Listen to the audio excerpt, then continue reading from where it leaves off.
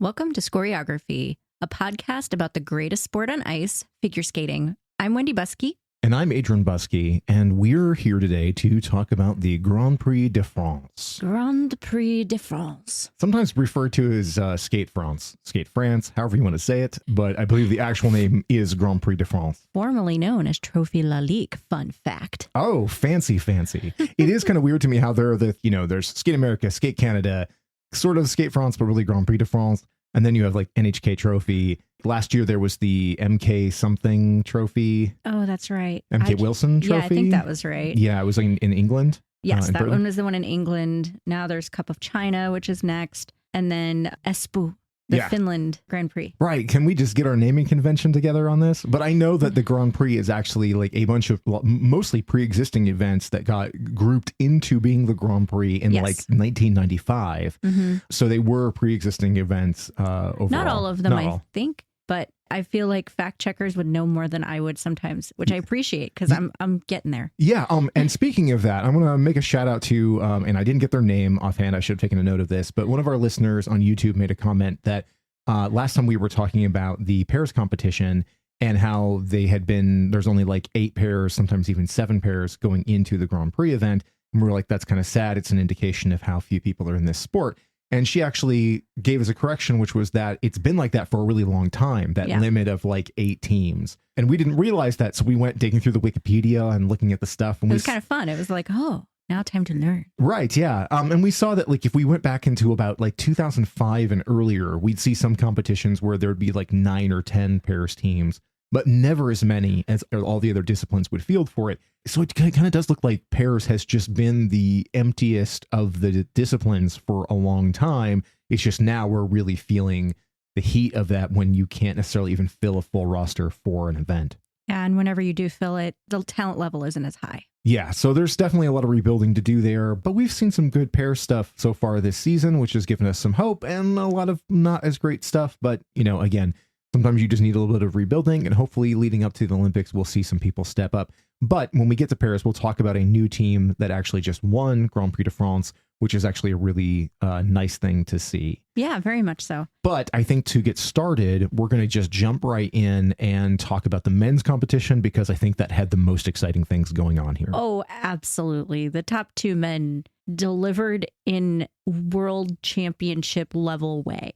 Absolutely absurdly good. Last season, we got really excited about France's Adam Siao Him Fa. He was so exciting last year, but he was a little divisive because some people didn't like the fact that he had a short and long program that were actually connected. They were a story that was building one to the next, which I loved. I was really, really into that. But some people thought it was a little too one note, or it was a little too highfalutin, whatever it was. But he was a really, really exciting skater. A little inconsistent sometimes. A bit wild, yeah, for sure. But definitely top tier as far as artistry goes. Absolutely. And having seen him at the Olympics in Beijing, he immediately stood out. Like, he had his Star Wars program that was hard to forget. It was really, really fun and interesting. And he just has a very unique style. And since then, you've just seen him get better and better. And this competition was oh my God, he's legitimately a world medal threat, if not a world champion threat. I mean, absolutely incredible. I did my homework a little bit before. He is only the 6th man to break the 300-point mark since the international judging system reset in 2018-2019 season. Thank you, Jackie Wong, for posting that, because that's really interesting. But at the same time, he did this incredible skate on home ice. Like, I mean, his long program was stunning. Yeah, it was out of this world. Yeah. His short program, also great. But Ilia Malinin was the other man that was his rival in this competition, and also broke 300 points in this competition, becoming the first man to ever break 300 points and come in second.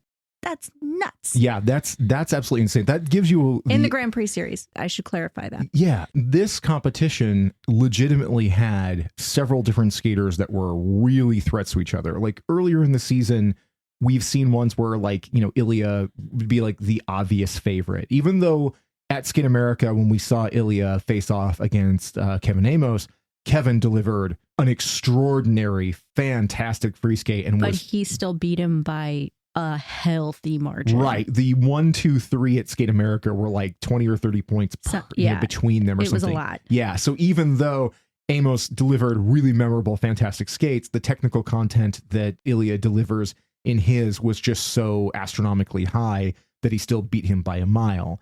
Here, instead, we had a much, much tighter race between first and second. 2 points. 2 points. And to be honest, it feels even closer. It was just a hair's breadth down to I haven't looked at all of the judging numbers and the composition scores and such, but it feels like it was just a matter of taste and tiny mistakes on Ilia's part. Like he looked in his short program, he made a silly mistake and fell on his footwork because he just got too hyped.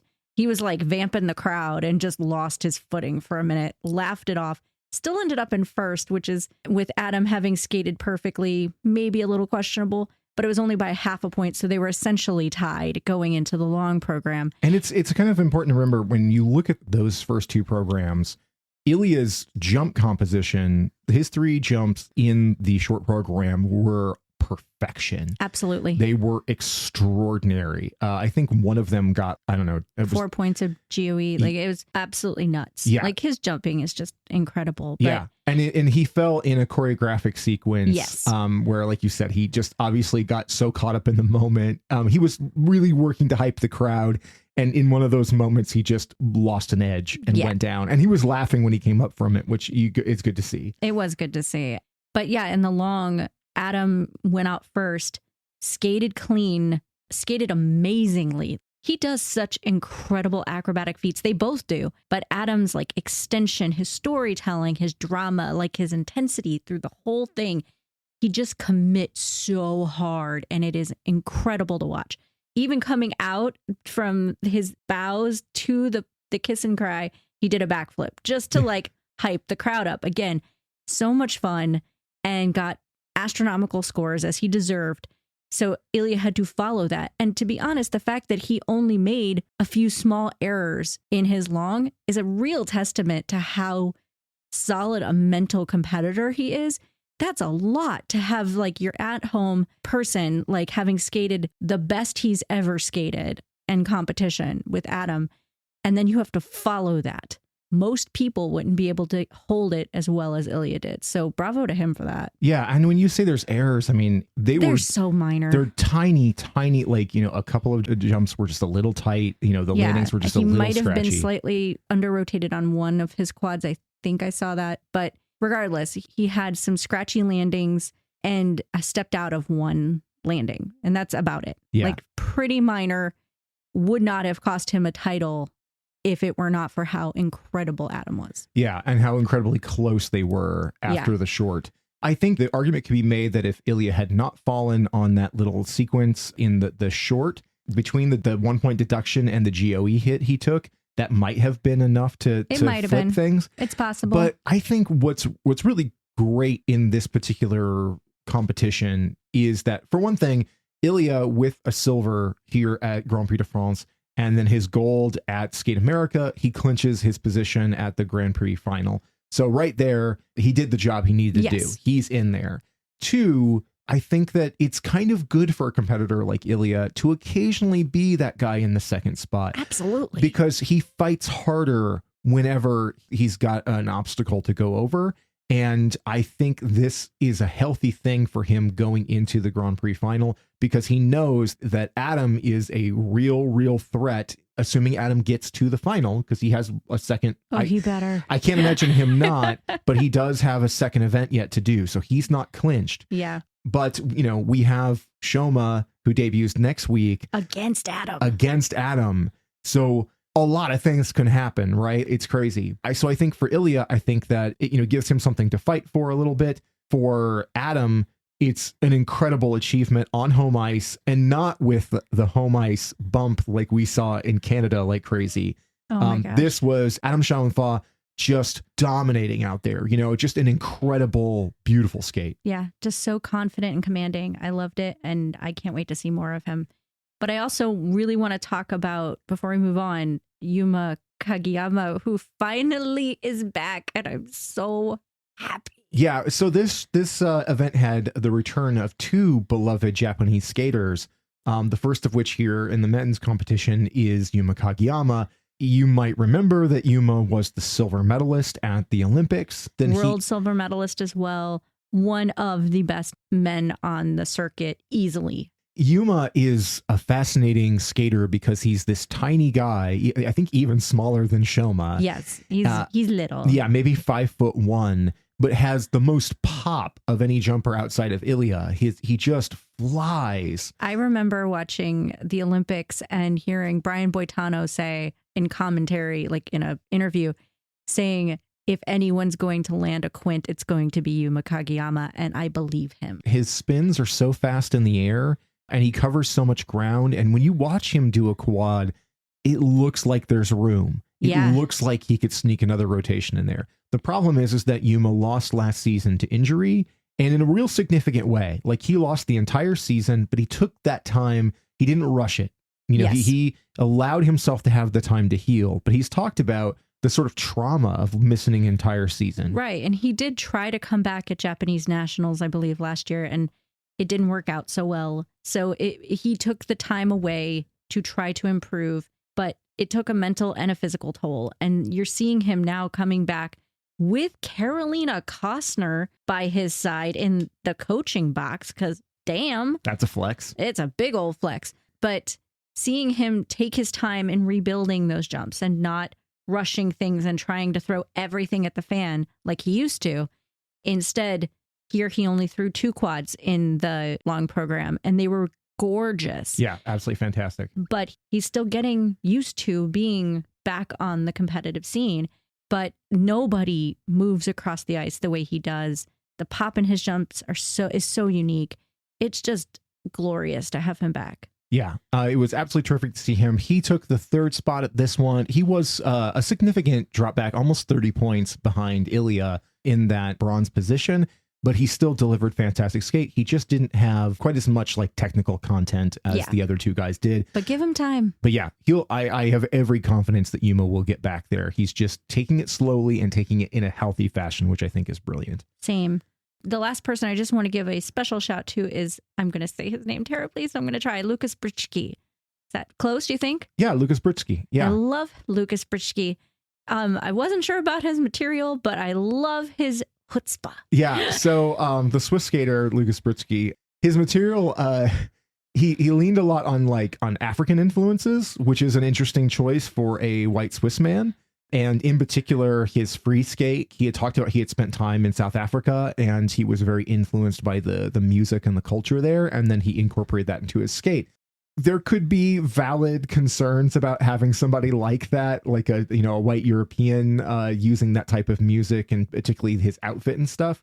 As a white person, I don't feel like I'm confident in commentating on that in any significant way. But what I will say is that music is gorgeous. His program is really, really good. And he was very enjoyable doing that stuff. And Lucas is just really fun on ice and was also, he did something in the gala that I don't think I've ever seen anybody do before, which was that he brought out 5 or 6 of the other men competitors to do a little sequence with him in his gala piece. And then did an ice dance sequence with Tim Deek from Deek and Smart, the ice dance pair. And they did like a lift in it, which was great. No, it was super fun. And the only thing I will comment on in terms of the material, it was, I believe it was all done with a good nature and a lot of love. Yes. And positivity, but I'll leave it there. Yeah. And I think he's great. So let's move on, speaking of dance, to the dance. So not any real surprise, I think, at this one that the Italian team, Guinard and Fabry, took this one. You know, there was a pretty firm runoff between them and Laurence Fournier, Boudret, and Nicolas Sorensen. Yes. But Guinard and Fabry, they came out so strong last year. They have done so well in the early part of this season this year.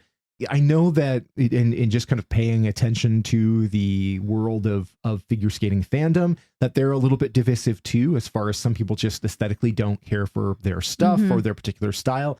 I really enjoy them. I like their programs a lot. I think they bring a really different kind of vibe to the ice. it really sets them apart from a lot of the other skaters, both their choices and their material and how they skate. And I think these two programs look great on them. I did too. I love their long program. I think that is a spectacular piece. I love the fact that I feel like Charlene leads Marco through the whole program. And it's a really wonderful thing to see. It's a good balance. And they very much feel like they've stepped forward last season and now into this where, now they're reigning world silver medalists and they look like it. Their lifts are incredible. Their speed is remarkable. They're just an exceptional technical dance pair.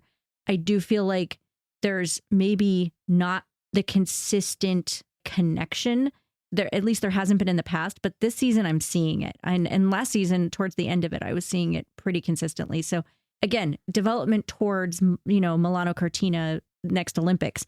But I think they're absolutely contenders for a world title this year, even as divisive as they may be. I really, really like them. And man, Marco's really good. He's really, really good. We were particularly in the short program. I was watching that, and I know musically you don't care for a lot of the choices. I hate the short program. I'm just going to say the words. I actually really like it. I really like their skating in it. I like the performance they put on, but I know that you just freak out every time it hits that really cheesy Phil Collins song. Now give me a moment. It's like, here's this 80s song by Bonnie Tyler that is super fun. Yeah, total banger. And then it slides into Phil Collins for no reason, and it does not match the costumes and the packaging at all. It does not. And then it slides back into the dun dun dun dun dun dun, and it's like, I'm here for the beginning and the end. The middle, the mushy middle with Phil Collins bothers me. It's pure cheese, and yeah, I don't get that choice, but I love their long program, and I love them. Yeah, so but I did find a lot in this one where I was just watching Marco skating and was just so impressed with what a terrific partner he is on the ice to her. I think where some people get lost with them is that they are a married couple, but they don't deliver smolder, right? No. Like, I think that when you've got a lot of teams, you're looking for that kind of sexy, smoldery connection between some of them, kind of a la a Tessa and Scott, kind of thing. Nobody else delivers quite like they did in their day, but that sort of thing. Yeah. Or you've got total sibling energy like you get out of the actual siblings, whether it's, it's Una Brown and Gage Brown. Or when it was now. the Shib Sibs. Right, exactly. That kind of thing. And so when you actually have a married couple that just for whatever reason don't have that particular smoke and fire on the ice, I think some people just don't find what they're looking for. I think that's when they look into that second position and they see Fournier Boudre and Sorensen. The hottest people on ice. I would argue that the Chinese dance pair that we saw last week give them a run for their money because they are very attractive people. But they are not as fit. Oh my God. I mean, I feel like there should just be a camera that is on Lolo's abs the whole time, because that in and of itself is just a spectacular thing. It's it really a total is. show. She's extraordinary in her fitness. It's unreal. Yes. Laurence Fournier-Boudre, I worship you. You're incredible. And Nikolai Sorensen is no slouch. It's like your Starbucks rule. Yeah, if they walk into your coffee shop while you're in there, and I think I said this last episode, that I was like, you're going to be like, you're the most beautiful people I've ever seen. Now please go away because I feel awful standing next to you because you are a 10 and I am a 3 and I need you to go away. Or you were just, if God forbid she wore a midriff shirt, you would just be like, I'm sorry, I would like to look you in the eyes, but your abs are right there. I mean, they're just extraordinary. They're so impressive. I mean, and they're the total package as far as that stuff goes. I was going to say, we should talk about their skating, not just their hotness. Their skates were great. The Top Gun program, I wasn't too sure on the first time we saw it in the Challenger series earlier. Pretty meh earlier in Challenger. Yeah. And they also had, a mistake or two in that competition. This one, it looked fantastic. Their straight line lift where she looks like a sail or I guess a wing, depending since it is Top Gun themed. There's just a few moments in that program where Laurence just does these little 80s hops. I don't even know what else to call them, but they're just choreographic elements that are so perfectly timed to the music, to the 80s thematic. It's really, really special. And they get it right. Yeah, that Top Gun program leveled up so massively compared to what we saw earlier in the season. I still, I feel like they're kind of always the bridesmaid, never the bride It does kind feel of like team, that. which is unfortunate. But, right now, I mean, this is a season full of a lot of really, really talented ice dance teams. Yes. And I just don't see them as a significant podium threat in competition against some of the higher level, teams. I mean, they were 5th in the world last year. This material doesn't feel as strong as some of the other stuff we're seeing. I think they could move up to 4th, but I mean, then we're also seeing the surge of Fear and Gibson. So it'll be interesting to kind of see how that all shakes out. Right. Can your smolder fight off the Disco Brits? Right. Yes, exactly. We'll find out sometime later in the season. But in any event, Lolo and Nick were terrific here. And also, I mean, not that I have a lot of commentary on it, but the French team, La Pereira and Brassard, we saw them earlier in the season too. And we just really enjoy their skates. They're a really fun team. Their short program in particular is one of our favorites of the season so far. Really loving it. Happy to see them come in at bronze on home ice. And I thought their performances were on par with what we've seen through the rest of the scene. I don't know it was as specifically memorable because it didn't feel really any different from the previous times that we'd seen it. Yeah. But really, really strong, always just a little bit tighter and more refined, and just a really good team. Yes, I agree. I also want to talk about our new faves, Hannah Lim and Ye Kwan, getting their personal best. Yeah, that was a great kiss and cry moment, seeing them get their free dance score. Yes, it was adorable, and I love them. They leveled up that long program so much in this competition. You could really feel everything they were doing. They're a young team. This is their first season in the seniors, and they came out on a 6th. I believe they were 6th. Yeah, they came. So they're in their rhythm dance. They landed in 8th, which is kind of consistently where they've been so far this season. Yeah. But their free skate brought them up into the 6th spot, which, like you said, with a personal best, it was a really, really great routine. They delivered super well, and it put them ahead of some other teams that are a little bit more seasoned, even if some of them is kind of like Olivia's. Smart and Deke. Yeah, Smart and Deke, who just didn't do as well at this show for whatever reason. They seemed a little tighter. Like, I really love their partnership. And again, they're in their first season together, first few months together. And the fact that they've made such a splash is really impressive, but they've been more impressive at previous competitions than this one. They definitely looked a bit tight. Yeah, their free skate wasn't fantastic here, and Olivia in particular just looked a little stiff during that. Which she one. never does. So right, yeah. Considering how extraordinary she is, it just didn't look up quite to her usual level. But again, what I really want to focus on is just Hannah Lim and Ye Kwan, and I love how Mark, the commentator, was talking about how they have picked up a big fan base over the course of this season. We noticed them at World Team last year, and we're like, wait, this team is great. We cannot wait to see what they're doing. And they're already kind of, even though this is really their first senior season, they're making a mark. They're moving up. They've been asked to kind of do the gala at like every event they've done, which shows that they have a fan base growing for them and people are clamoring for them. It was just terrific. We love them. Awesome. Can't Bravo. wait to see more. Yeah. All right. I should also mention before we move on, Carrera and Ponomarenko came in 4th here. They're interesting just because that was our first look at them. And the U.S. has such a deep field this season that it's curious to kind of look at that versus what we saw last week at Skate Canada with the 3 U.S. teams. We obviously have Chalk and Bates. We have Green and Parsons. We haven't even seen Hawaii and Baker yet because they've had to pull out of the Grand Prix. We won't see them until nationals. Exactly. So it's just throwing them into the mix as well. It's really a deep dance field for U.S. nationals this season. Carrera and Ponomarenko didn't look as good here as I think that we saw them towards the end of the Challenger season. I agree. And in particular, Christina, who usually is the more like steadfast of the partners. Yeah. Anthony is great, but has been uneven sometimes in places. And what we've kind of seen so far this season is Anthony seems to have just really come alive. Like, I don't know. I've been really impressed with some of the stuff that he's been doing. Agreed. And she's always great. But at this show, I just felt like she was just a little off. And I don't know what that was. I think they should have been able to beat the French team based on stuff we've seen before. Based on their placement at Worlds last season, they should have. Right. But La Pereira and Brassard or Brassard? I wonder. And I got to figure these out. Yeah. I agree. I feel like they should have, and it was not too, how far off? 4 points. 4 points. I mean, that's not a huge distance, but it definitely is significant in dance. Yeah, in ice dance, it's kind of weird where like we're not used to seeing real big divisions between people. And looking at this one, like Guinard and Fabry got 214, But Fournier, Boudre, and Sorensen got 205. That's a 9-point difference, which in ice dance is like astronomical. So, Yeah. So there were some big differences in between them. And then you get down to Carrera and Pomerenko in fourth, and they had a 186. So they are significantly behind the first place position there. It'll be curious to see how this progresses. I'm curious to see their next Grand Prix competition, just see how they do. For sure. Let's move on to pairs, because I think that one's going to be relatively fast. Yeah.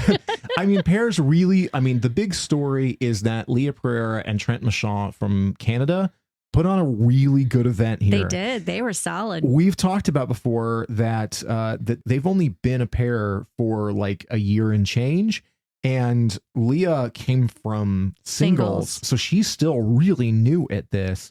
And so they're a new team that you wouldn't really put a lot of expectation on because of both being like, such a new partnership and her coming from a different discipline. And yet here they are at the top of the Grand Prix de France, which is a huge feather in their cap, both as a new team, but also as kind of, putting themselves into that conversation for the future of the future of Canadian skating.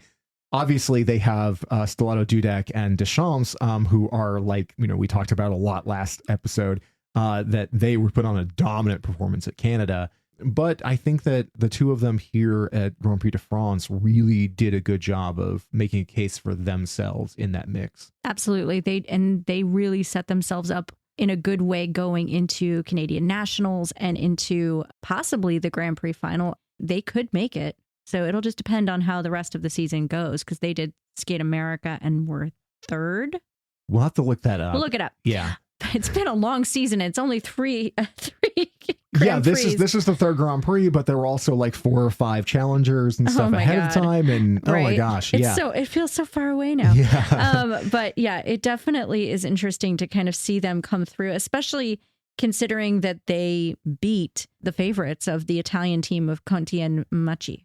Yeah, so the Italian team, really came on strong at the end of last season. They were the bronze medalists at World last year, and they're a terrific team, but they just dropped into that silver spot. We had talked a little bit, I think we mentioned this last week maybe, that they are using last year's free program, and that worked really well for them in the end part of the season, but you do sometimes feel like things get a little stale when you're using them back to back. There's a lot of recycling of programs this year, though.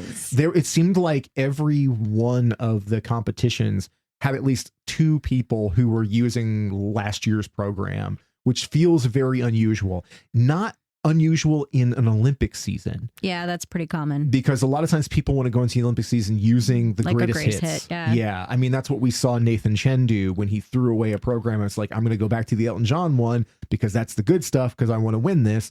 And lo and behold. Right. Worked out for him pretty well. Yeah. On a lot of levels.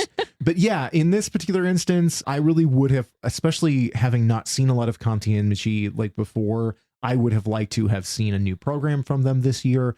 They were still very good. They were still very enjoyable. But I think everybody was pretty surprised to see them drop to second place behind the Canadians. But Pereira and Michaud were just impressive. Yeah, they were just all around better. And I just fact-checked myself. They were second at Skate America. So they are very much going to be at the Grand Prix final. That's fantastic. I'm very excited to see. Wow. Okay. So yeah, we still need to see a second Grand Prix from Stellato Dudek and Deschamps. That'll be next week. So anything could happen, right? Like you never know how a podium could shake out, but they've got a gold last week at Skate Canada. So the Canadian teams are looking pretty good in the pairs competition right now. Yeah. The rest of the teams, I mean, it was nice to see Kovalev and Kovalev get bronze on home ice. That's always nice.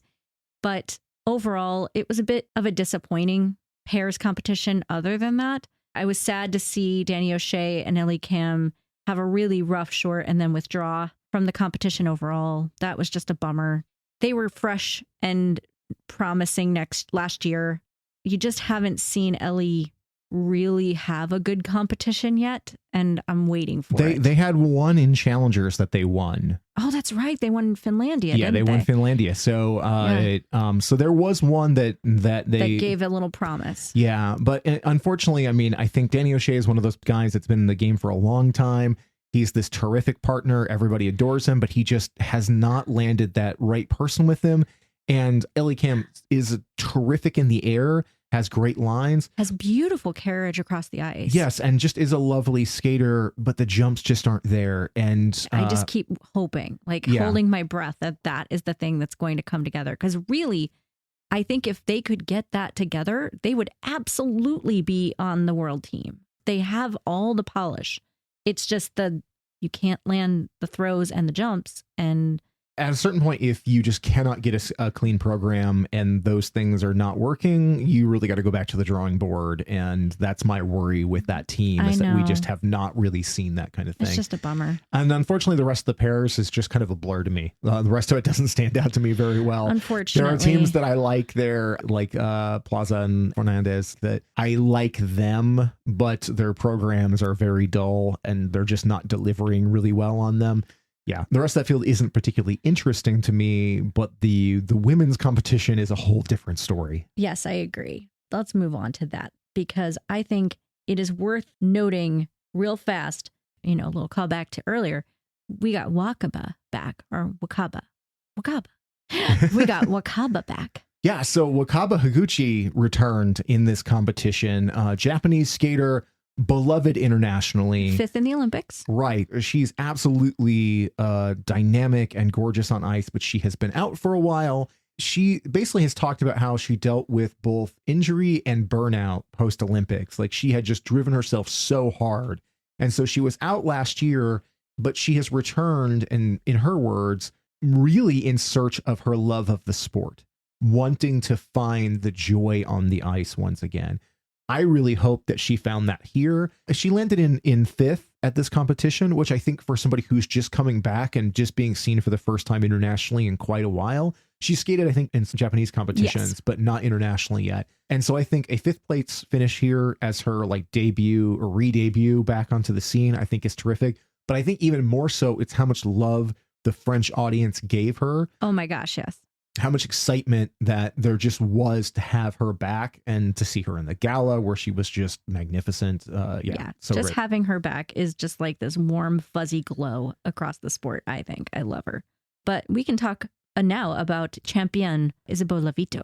Yeah, so this is a big deal for Isabeau because even though she's been sort of crowned the current queen of American skating, she has not taken the gold at a major international competition yet. No. I mean, we saw her. She took silver at Skate America a couple of weeks ago. And she was silver at the Grand Prix final last year. So this is her first gold. Also, she was the very first skater, because of the way the competitions landed in this were scheduled. She's the first person to actually lock her Grand Prix final bid.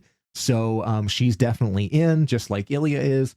But what was kind of interesting at this competition was that her short program was as good as I've seen it. Yeah, I think it's actually better than what we saw at Skate America for sure. Yeah, I think that she tightened some of that up and refined some of it and just made a better, more exciting program. And I think the French audience really ate it up. Her free skate had some really uncharacteristic issues. Yeah, it felt nerves, felt like she was tight, but it was interesting because some of it was flawless. There's no question that she won. It wasn't like you were watching it like, why on earth did she get this medal? No, she won.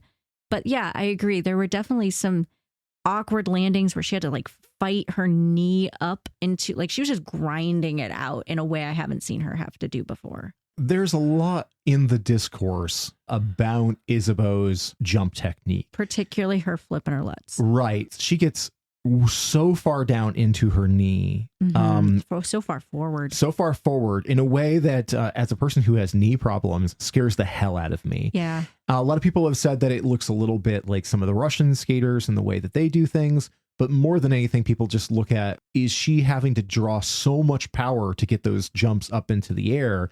And how long can her knees sustain? Her knees, her back. It's awkward. Yes, it's aesthetically unappealing, but the rest of her skating is so aesthetically appealing that, I think it usually sort of washes that out.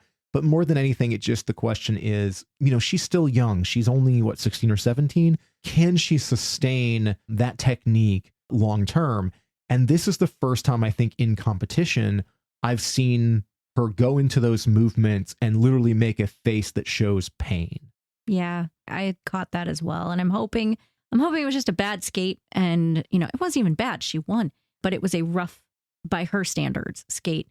I'm hoping that's all it was and that we're not seeing some start of a trend. That would be really, really unfortunate. So much of everything else she does is just so exquisite, and she's just beautiful on ice. So it would be really sad to see that happen.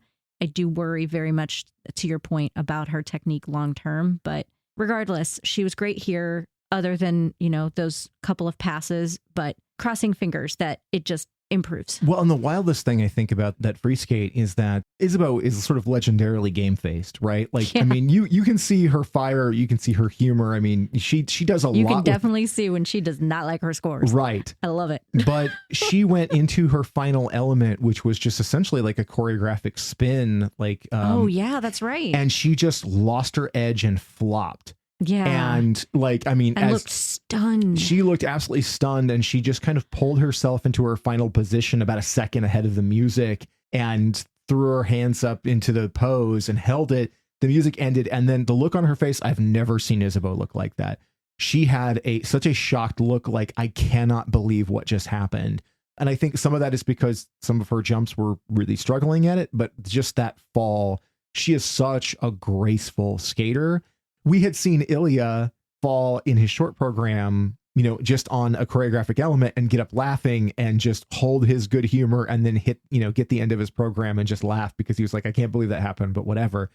Isabeau looked crushed. Yeah. Like, that was so antithetical to her whole skating ethos to do something that astonishingly bad at the very end. It was very messy. And it was also watching her in the Kiss and Cry where she got her long program scores, and in the long program she came in third, but it still held. And then the next marks, the overall marks came up and showed her in first, and the look of relief and tears. I've never seen Isabeau cry on camera. So it was definitely a very emotional moment for her overall. I've never seen her wait for the scores with her hands steepled, like almost in prayer. Yeah. That was just such a different character. She was just begging to stay on that podium. Absolutely. I really at the top of that podium, because that was her goal. Well, right. Absolutely. But I really think that getting off the ice, she was worried that she was going to lose the whole thing. It's possible. It definitely is tough. Yeah. But let's move on to, I guess we should go on to our silver medalist, since that's the proper order. Sure.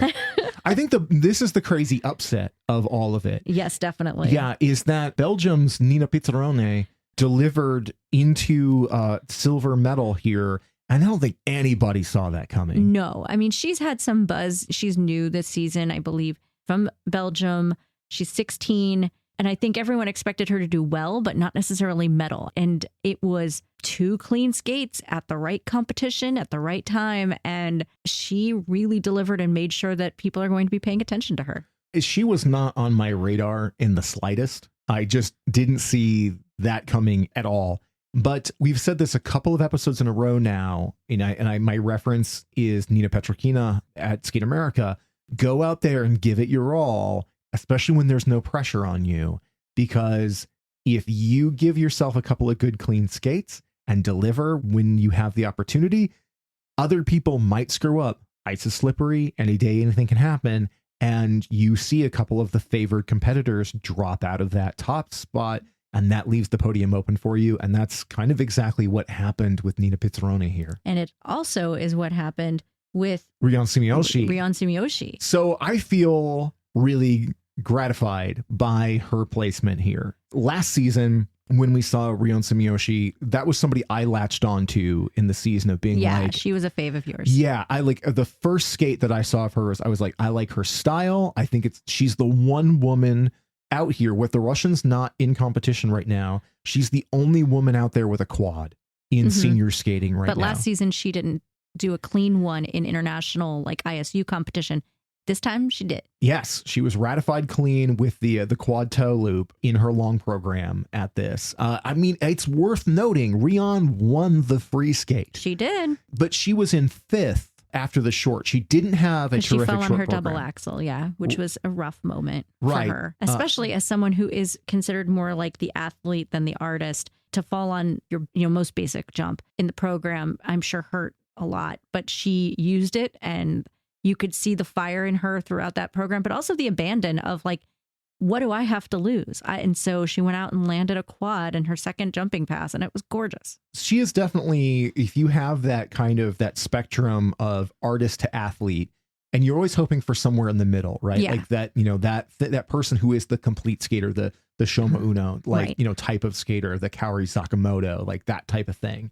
But even Kaori is a little bit more artist than athlete in the sense that she doesn't have like a triple axel and she doesn't do quads or whatever that. Rion's the one woman out there who is able to throw that one quad, and again was ratified clean. That might have been a little generous. There it looked like it might have been slightly under rotated, Maybe a quarter, but it was still who a cares? gorgeous jump. It was still terrific. So, I've been waiting this whole season to see her return and really just hoping that she would live up to the potential that I saw, just, selfishly. Yeah. And there were obviously other people have been, I think a few. Right. Yeah. There's other people, but it's always just in your own commentary. Oh, Or yeah. it was the same thing for us when we saw Nina Petrokina land on the podium at Skate America. Well, yeah. We were a fan of her from last season. She wasn't really expected to be a threat at these things and got on the podium. So, I don't know. It feels good, man. It's gratifying, Yeah. especially when, coming into this competition, there were basically 3 other names getting thrown around for the podium and none of them landed there. It was Han Lee, our world silver medalist, who I adore, who came in 4th. She wasn't bad at this competition. It just wasn't her best. Well, it was a little bit dicey. Yeah, Han was in 3rd after the short. She had the 5th placed free program, which dropped her into 4th overall. We've talked at length in previous episodes about how much we love Han's skating, the energy she brings to the ice, and just what a dramatic glow up she had last season. Oh, like so much. The way that she exploded at 4 continents and then at Worlds and World Team, like she was just on fire at the end of the season. She's talked about this one as far as like kind of similar to Yeon Kim and talking about like trying to make sure that they peak later and not overloading themselves early on. Even though she landed in 4th at this, she just seemed to be in a really good headspace at this event. She really did. She seemed okay with it. Like she did not seem as bothered as some folks would be having fallen off the podium. I'm sure it bothered her, but at the same time, she's building towards something. So I hope she gets there. I love Han and I love her skating. So I'm hoping things improve. The thing that I am bummed about is that it means that she won't be. Yeah, she won't be at the Grand Prix final. So that is a huge bummer. Also falling off the podium was Anastasia Gubanova.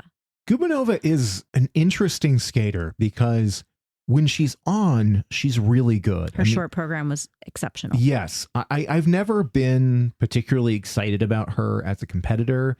She won Europeans last year. Yeah, because Luna Hendricks lost. Right. I mean, yeah, that's the real story of that one. But she still showed up and she did the work and she did. And she won.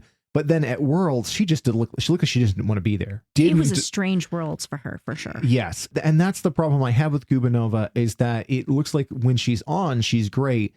But the moment that something goes wrong, she's like a lot of the men that we see that are kind of the lower tier men where they say an Andrew Torgashev, a guy who very has similar to him. Yeah. Andrew is one of those guys that like when he blows the first part of a program, he just throws the rest away. And Gubanova feels very similar. And I feel like she didn't throw the entirety of her long program away.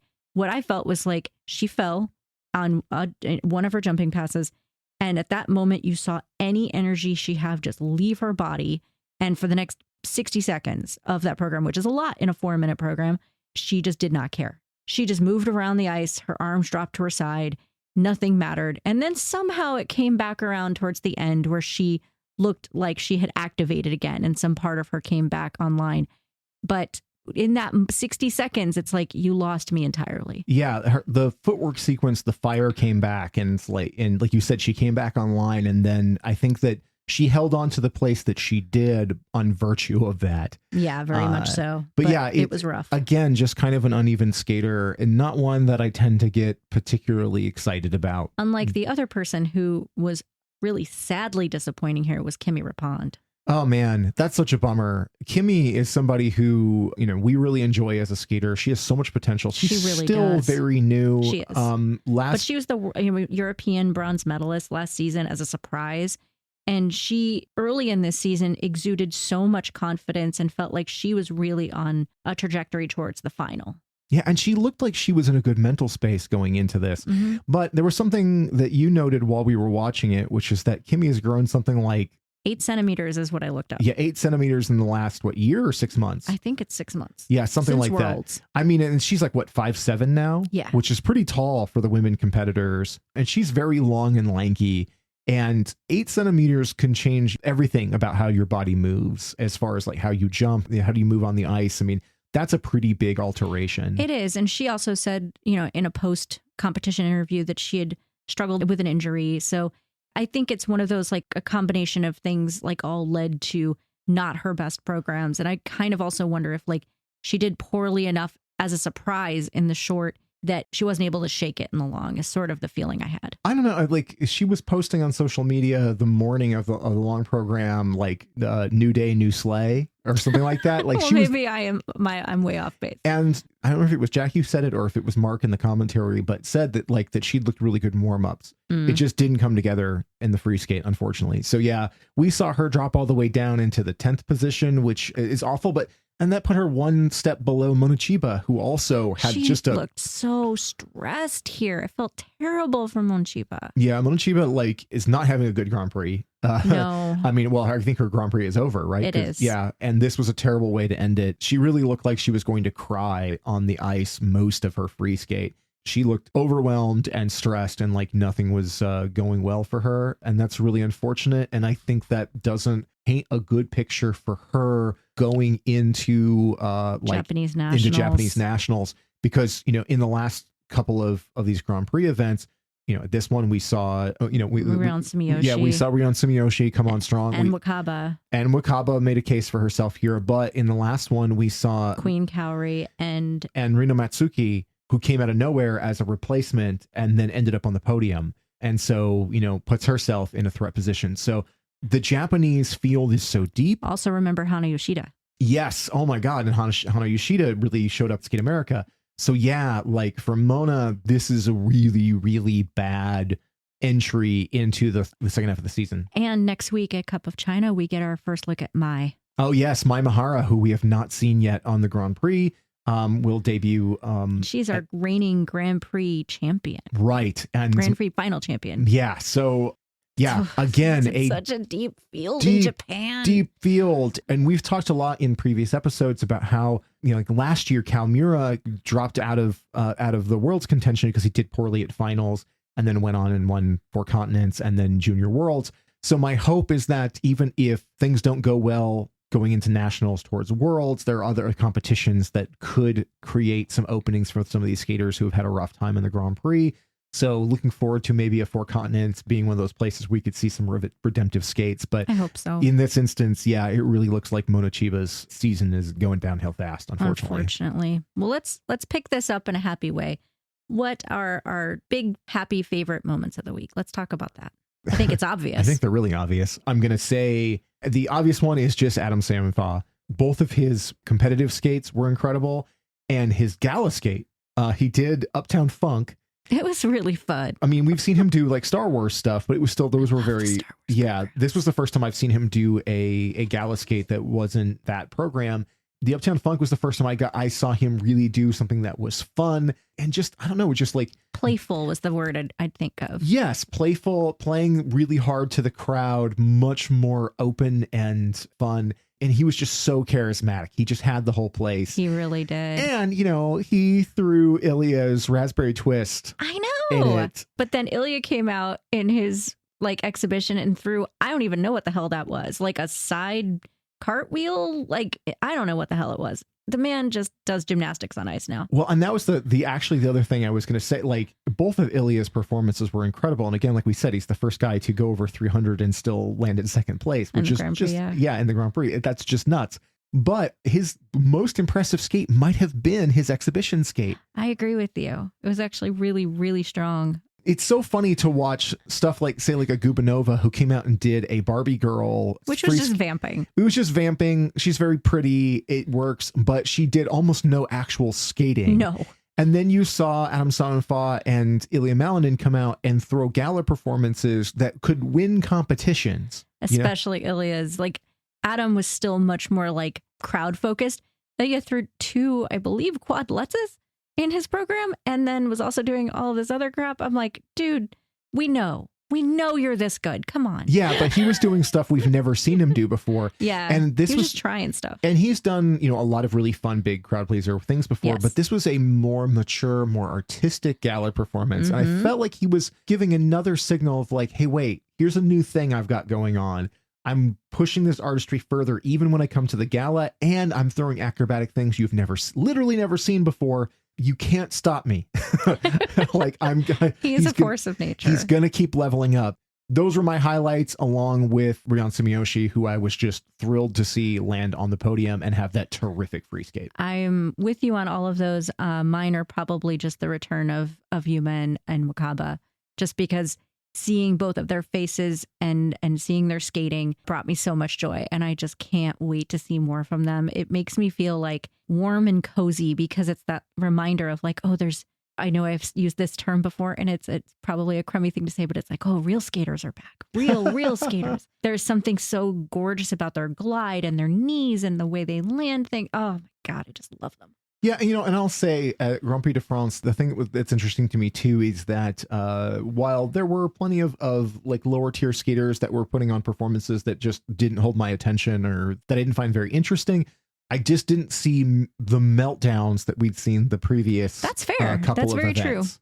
right? Like, so there wasn't like the outright disasters, which are, I'm not going to call them entertaining because I don't find them entertaining, but they are fascinating in their own way. When you see things go really wrong, they're more interesting than a boring skate. No, that's a really good point. I felt like this one was more put together in general. So good job, skaters. You're coming along. We're halfway through the Grand Prix already. Right. How 3 the hell events did that in. happen? Yeah. So, well, and that's the thing that's crazy is like week, you know, of these events.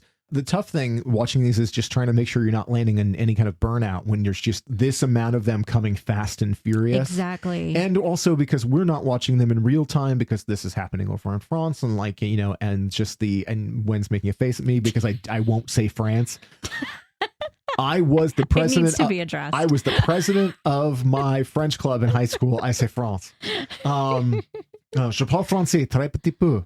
In any event, I think Grand Prix de France was a pretty excellent event. There's definitely some big memorable moments for it and some really surprise podiums, but we've got some really cool stuff coming next week. Yeah, the Cup of China is going to be an interesting one.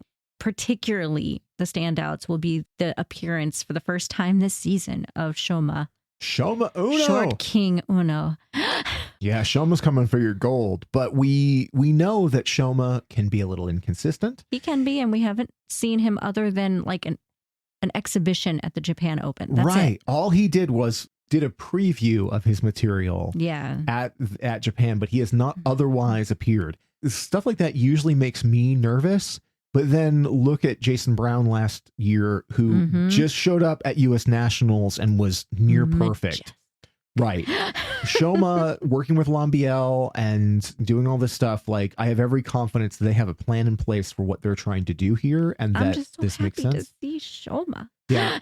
Yeah. But we're also going to see, as we mentioned earlier, Mai Mihara. Yeah. And my God. I love Mai. Mai, who had maybe my favorite short program of last season. It was beautiful. But also, we're getting our first Grand Prix experience with Yelim Kim this season. Yes. Yes. Oh, my God. Like, there's so many heavy hitters coming into that, but I'm so excited about Yelim Kim.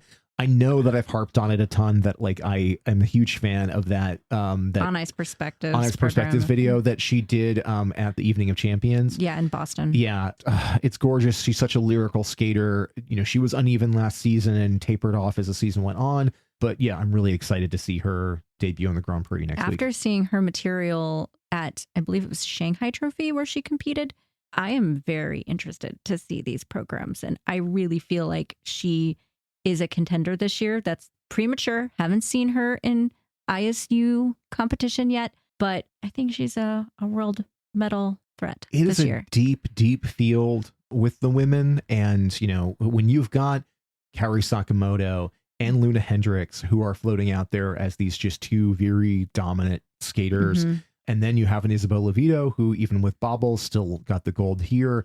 But there's a lot of other women who are waiting the wings and that on the right day could take this thing. Japan has 19 of them. Korea has another dozen. Right. Yeah. I mean, it's like we've seen in a competition like this where like on any random day, a Nina Pinzarrone could come out of nowhere and heist a medal. So anything could happen. But yeah, oh my gosh, I'm so stoked to see Ellen. Well, on that note, I think it's time for us to wrap this up. So Scoreography is available on all of the general podcasting places like Apple Podcasts, Google Podcasts, Spotify, and all the other ones, and on YouTube. If you're listening on YouTube right now, leave us a comment and tell us what we're wrong about, please. Yeah, I mean, give us a correction if we said anything incorrect, if we got something wrong in here, but also let us know what your favorite skate was from the Grand Prix de France, and who you're most excited about coming up for the Cup of China. But you can also find us on the social medias. We're not super active on those places right now because we're trying to figure out what our real home is on social media. The best place is probably Instagram, where you can find us as @Scoreography. We are on Blue Sky as @Scoreography.show. We are on Threads as @Scoreography. We're on Twitter for whatever reason, and that's @Scoreography. And our website, where all of the things, the links to subscribe, you can listen to all the episodes, any more information, and the links to all the social media things, that is Scoreography.show. You're so good at that. It's a lot of words. Yeah, it's just a lot of stuff. I can't remember my own birthday, and I can't remember a number that you gave me 2 minutes ago, like a score or something, but I can keep track of that stuff. So impressive. I've got something going for me. But until next week, as we talk about the Cup of China, for Scoreography, I'm Adrian Buskey. And I'm Wendy Buskey. And we'll talk to you soon. Thanks for listening. Bye.